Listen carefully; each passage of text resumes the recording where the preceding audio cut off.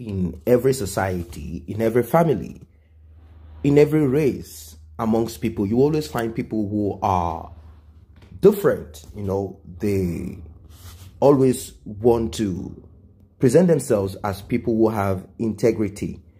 Now, the NSAS protest has been on for a very long time, and people from all walks of life have been out there. Some claim that they came out to calm the people down and not to protest. Some claim that this is application of wisdom, while some say this is cowardice. If there is a general problem and you're out there to protest, yes, I'm out to protest the brutality of police, and I came in solidarity with my fans and also as a person living in Nigeria. That probably would have been what people would have applauded, but you know what it is. Even if you say, oh, I came to just calm them down. No, I didn't come to protest. I just came to calm them down. You always have people, you know, Nigeria and people in general. Let me not say Nigeria. Let's say human beings in general. Everyone always have their opinion depending on where they are looking at it from. And I'm talking about Davido, that wanted to visit the Inspector General of Police. He invited Files and invited Macaroni and some other people to come join him. So they go to Abuja, from Lagos to Abuja, so as to meet with the Inspector General of Police. But those ones refused. They said, no, we want to be on ground here in Lagos. You can go to Abuja with your team. And when he went there, the police said, look, man, you've come out to join the protest.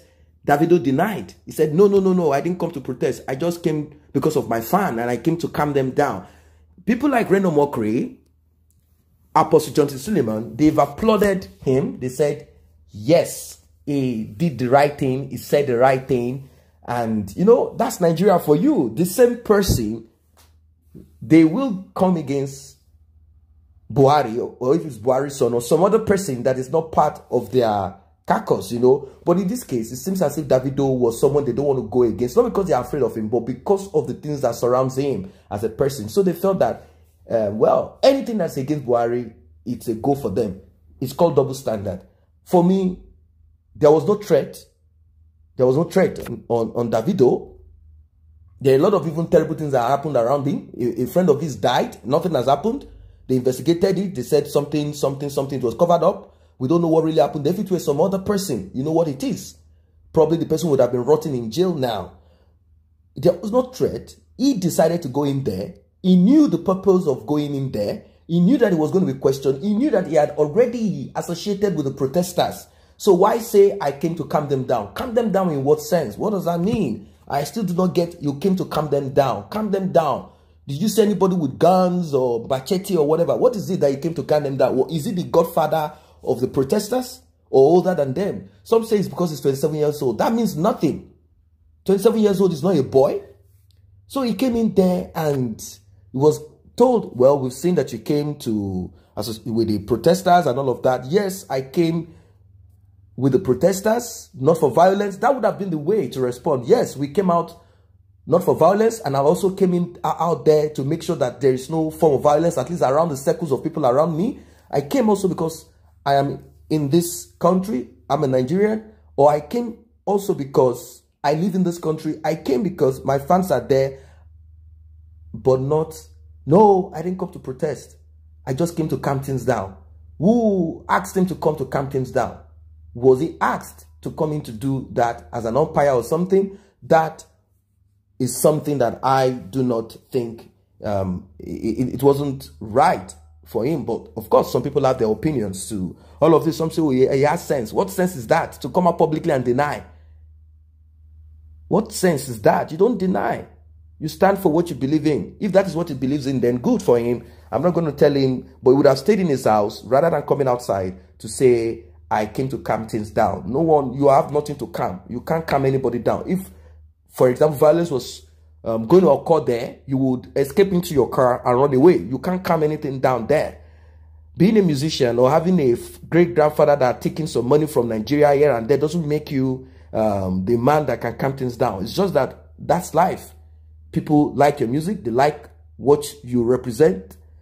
You know, your background that you have. There's some few money here and there that you spend. Doesn't mean you say you came to calm things down. But then, let's leave that aside.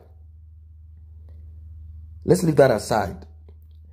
The Special Anti-Robbery Squad, SARS, that has been the bone of contention, was created with the sole intent of combating crimes and going against criminal elements in the society. SARS have since gone off the hook right now. They've been told to kind of relax, but they went out of the modus operandi. They became excessive in their, in their actions and activities. And with these people protested a little bit, they found a way to crush them, but finally the protest gathered so much support here and there, international support, people all over in diaspora protesting, and youth in Nigeria, all of them, majority of them came outside. And now something happened that a lot of people would not believe. And what is this? It is the coming out of personnel in the in the same police, P0L and all of them, coming out to protest against their own. That's probably because many of them felt that molestation, harassment, killings, or maiming of SARS wasn't something they wanted. This wasn't professional at all. Extrajudicial killings and all of that, all of these things, they harass, they defraud, they did a lot of things, When they see you put on nice dress, using iPhones, laptop, exotic cars, they get offended and they want to come at you. So, Inspector General of Police made a statement disbanding them.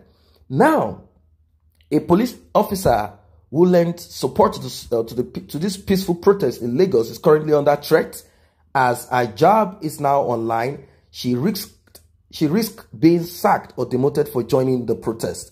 Well, speaking on the potential threat she might be facing, Reno Mokri, who serves under Goodluck Ebele Jonathan, he calls himself Buhari tormentor. Anything against Buhari, he stands for it. He sounded a note of warning to those in authority, the police, to desist from taking any action to punish the officer for coming out to protest. In his tweet, he wrote, Patricia Amadine, DPO of Anthony Police Station, Lagos, who gives support to SARS must end protesters during the End SARS campaign, must not be sacked, demoted, or punished for her heroism. We are watching. No harm must befall her. Patricia is a heroine. End police brutality in Nigeria. And people said, but why would she join the protest in the first place? It has realized the system which she served was wrong. Why she has to remain till today. Call for questioning. She's a threat to state security and must be sacked and made to face the law. The police department have laws and ethics that govern them, and this is a punishable crime, said someone. Another one said she was waiting for the opportunity to stand up to this. If you cannot, then shut up. Someone said Nigeria youth president as at all. If yes, I think he deserves to be removed with all right. Well, someone said they support her. Another one said she's different among other Nigerian police. I've had encounters with her. I never believed I was in Nigeria. The way she fights for what is right is unbelievable.